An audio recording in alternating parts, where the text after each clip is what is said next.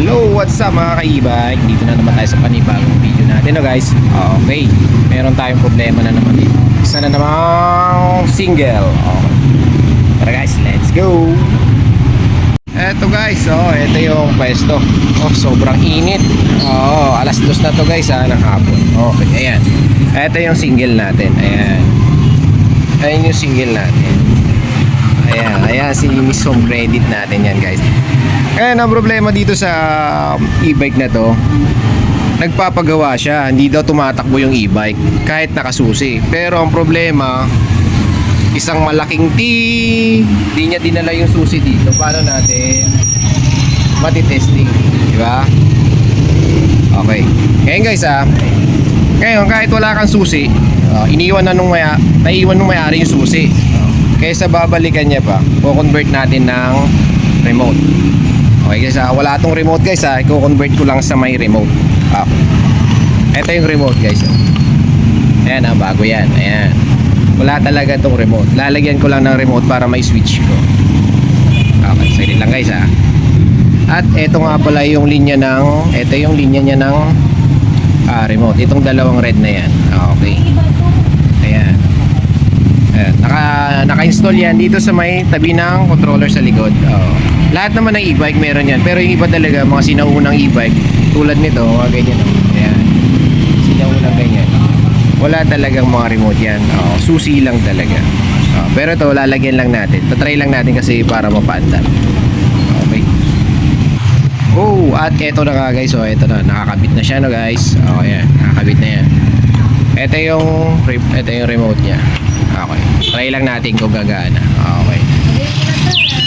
Okay guys, gumana ang kanyang remote. Okay, kahit walang remote guys, pwedeng lagyan, di ba? Okay, matitesting na natin ngayon. Ayun.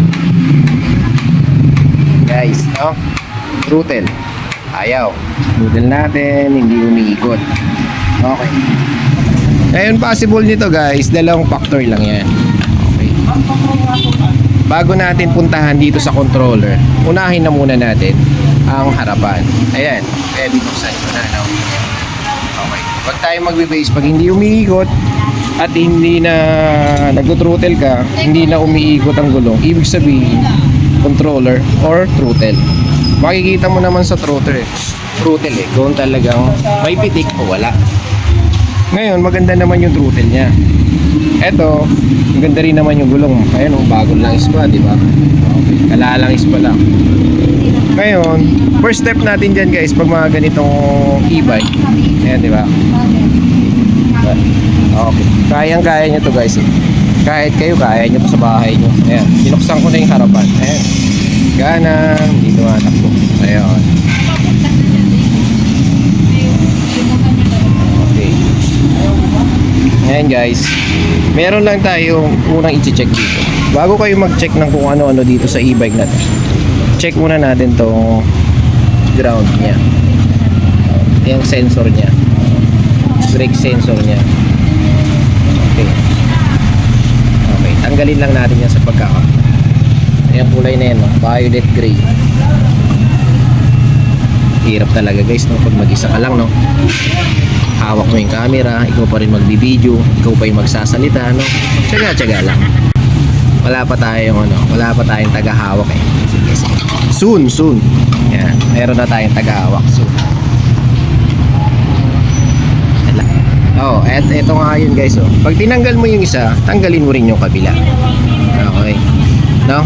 Pag tinanggal mo yung isang sensor, tanggalin mo rin yung kabilang sensor para pantay. Ngayon, tatry naman natin ng walang sensor. Okay guys, di ba? Di ba? Umiikot na siya kagad. Okay. Di ba guys? Sensor lang ang problema niya. Kahit wala naman yan, walang problema eh. Di ba? Okay. Okay guys sana nakatulong yung video ko. Guys, safe power. Okay, at ito na nga guys yung tapos nating ayan, naibalik ko na rin yung salamin niya. Goods. Okay. Guys huwag masyadong magbe-base sa throttle or controller pag ayaw tumakbo ng mga e-bike. Pwedeng sensor lang dito. Hindi mo maiwasan yun guys. Minsan sensor lang din talaga ang problema ng e-bike. Okay, wala tayong ibang ginalaw. Ayun lang din yung kanyang controller. Okay. Nakatipid na si customer. Wala siya masyadong gastos dyan. Okay. Imbis na controller, mahal din ang controller guys eh. Kaya okay, sana nakatulong yung video ko guys. Ride safe. Power!